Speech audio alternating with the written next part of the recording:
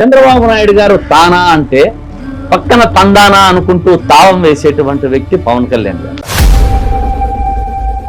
అతను రాష్ట్రంలో ఉన్నటువంటి ఇళ్ళ అంత బాత్రూమ్లు గడిగినా కూడా అతనికి పాపం ప్రక్షాళన కాదు అనిపిస్తుంది. సార్ అంటే ఇక్కడే కూటమి ప్రభుత్వానికి ఏమొస్తుంది సార్ అంట అలాంటి స్వామివారి ప్రసాదాలపై అలాంటి ఆరోపణలు చేయడం, విమర్శలు చేయడం ఎంతవరకు కరెక్ట్? ఈ కూటమి ప్రభుత్వం అన్నది బట్ కల్తీ నెయ్యి మాత్రం వాడారు అని చెప్పేసి విచారణలో తేలడం అయితే జరిగింది సార్. ఒక రోజా ఒక పంది దాని కొవ్వు తీసి రోజా కొవ్వు తీసి లడ్డు చేశారు అంటాడు మనిషా? అంటే సార్ అదే పవన్ కళ్యాణ్ సనాతన ధర్మం అంటూ ఇటు తెలంగాణలోని కొండగట్టుకు 3 కోట్ల విరాళం ఇవ్వడము, లేకపోతే రీసెంట్ గా మనం చూస్తున్నాం సిక్కు వాళ్ళ దగ్గరికి వెళ్ళి అక్కడ స్వామివార్లతో మాట్లాడడము, పూజలు చేయడం అవన్నీ చేస్తూనే ఉన్నాడు కదా సార్. మన అందరినీ ఒక వెర్రి వెంగళప్పలను చేసే ప్రక్రియ స్టార్ట్ చేశాడు. హాయ్ హలో నమస్తే, వెల్కమ్ టు హిట్ టీవీ. నేను మీ శ్వేత గంగాధర్. తిరుమల కల్తీ లడ్డు 2 తెలుగు రాష్ట్రాల్లో ముఖ్యంగా మనం మాట్లాడుకోవాల్సింది ప్రపంచవ్యాప్తంగా ఇది ఒక సంచలనంగా మారిందనే చెప్పాలి. ఎందుకంటే శ్రీవారి భక్తులంటే మహా లడ్డు ప్రసాదం అంటే ఎట్లా అంటే అది తిన్నవారు చాలా అదృష్టంగా భావిస్తారు. ఎందుకంటే మనం జస్ట్ టూర్స్ కు అయినా కూడా చాలా వరకు ఆ లడ్డు ప్రసాదం వచ్చిందంటే ఇంట్లో శ్రీవారి పాదాలు మన ఇంట్లోకి వచ్చాయి అని చెప్పేసి చాలా వరకు మనం భావిస్తుంటాం. ముఖ్యంగా ఇది చాలా వరకు ఈ కల్తీ లడ్డు అనేదైతే వివాదం ఇప్పటి వరకు చాలా అంటే చాలా పెద్ద ఎత్తున ఒక చర్చనీయాంశంగా మారిందని చెప్పొచ్చు. ఈ కేసుకు సంబంధించి ఈ రోజు కొన్ని కీలక మలుపులు తిరుగుతున్నాయి. మరి అదే కేసుకు సంబంధించి ప్రస్తుతం మనతో పాటు మాట్లాడడానికి ప్రముఖ వైఎస్ఆర్సీపీ స్పోక్ పర్సన్ మరియు ఏపీ బ్రాహ్మణ రాష్ట్ర అధ్యక్షులు శ్రీకాంత్ గారు ఉన్నారు. ఒక్కసారి వారి మాటలు తెలుసుకుందాం. సార్ నమస్తే సార్, ఎలా ఉన్నారు సార్? ఏపీ రాష్ట్రం చూసుకున్నట్లయితే మీరు ఒక బ్రాహ్మణుడు అయ్యుండి కూడా ఇట్లా కల్తీ లడ్డు అని ఒక్కసారి ఆ వివాదం విన్నప్పటికీ అసలు మీకు ఎలా అనిపించింది సార్? ముఖ్యంగా మొదటిగా మీకు హిట్ టీవీ వీక్షకులకి అందరికీ కూడా యాజమాన్యానికి నమస్కారాలు.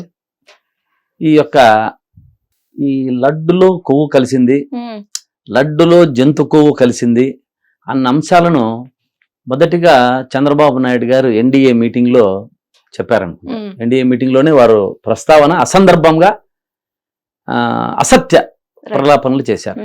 అంటే ఒక ముఖ్యమంత్రి స్థాయిలో ఉన్నటువంటి వ్యక్తి వెంకటేశ్వర స్వామి వారిని రాజకీయంగా వాడుకొని జగన్మోహన్ రెడ్డి గారి గతంలో ప్రభుత్వంలో చేసినటువంటి అంశాలను లేనప్పటికీ ఉన్నట్టుగా అసత్య ప్రలాపనలు చేసి జగన్మోహన్ రెడ్డి గారిని డిగ్రేడ్ చేయాలి అన్న ఒక దురాలోచనతో వెంకటేశ్వర స్వామి వారిని మొదటిగా ఈ యొక్క అబద్ధాలకు కేంద్ర బిందువుగా వాడుకున్నారు అన్నది ఇప్పుడు రాష్ట్ర ప్రజలందరికీ తేటతెల్లమైంది. ఎందుకంటే ఒక ముఖ్యమంత్రి స్థాయిలో ఉండి రాష్ట్ర ప్రజలకు మీరు ఏదన్నా చేయగలిగితే మంచి చేయాలి, చెడు చేయకూడదు. అది జగన్మోహన్ రెడ్డి గారిని దృష్టిలో పెట్టుకొని ఇన్ని కోట్ల మంది భక్తుల మనోభావాలను దెబ్బతీసి ఏమంటే అక్కడ పాయింట్ అంతా టార్గెట్ అంతా జగన్మోహన్ రెడ్డి గారు, వారిని టార్గెట్ చేసి వారిని డిగ్రేడ్ చేయాలని చెప్పి ఇంతమంది భక్తుల మనోభావాలతో ఆడుకున్నటువంటి వ్యక్తి చంద్రబాబు నాయుడు గారు. చంద్రబాబు నాయుడు గారు తానా అంటే పక్కన తందానా అనుకుంటూ తావం వేసేటువంటి వ్యక్తి పవన్ కళ్యాణ్ గారు.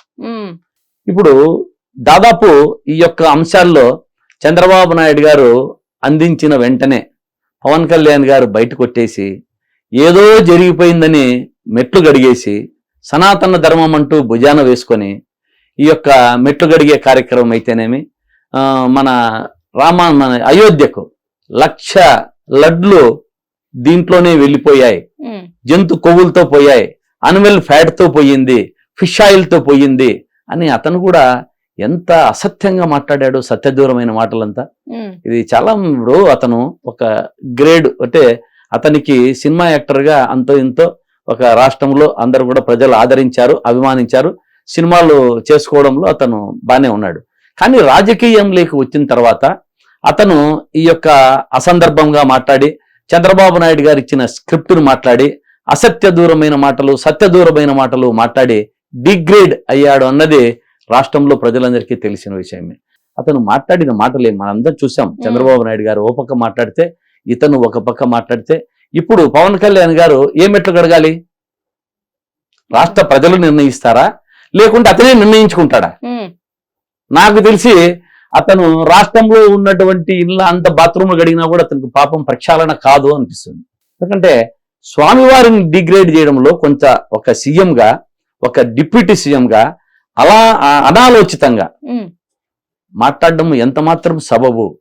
ఇప్పుడు సిట్ నివేదికలో అప్పుడు ఇచ్చినటువంటి ఎన్డీడీబీ రిపోర్టులో జంతు కొవ్వులు కలిశాయి అనేది వారు ఇచ్చారు. వారెవరు? గుజరాత్కు సంబంధించిన రిపోర్టు. అక్కడ ఉన్నటువంటి మీనద్ షా అనేటువంటి వ్యక్తి చంద్రబాబు నాయుడు గారికి దగ్గర వ్యక్తి. ఆ గుజరాత్ లో ఉన్నటువంటి ఆ యొక్క ఎన్డీడీబీ రిపోర్టు. ఆ రిపోర్టులో వచ్చినటువంటి అంశాలు అంటే ఇప్పుడు కావలసి జగన్మోహన్ రెడ్డి గారిని బురద తల్లాలని చెప్పి ఆ రిపోర్టును వాడుకున్నారు.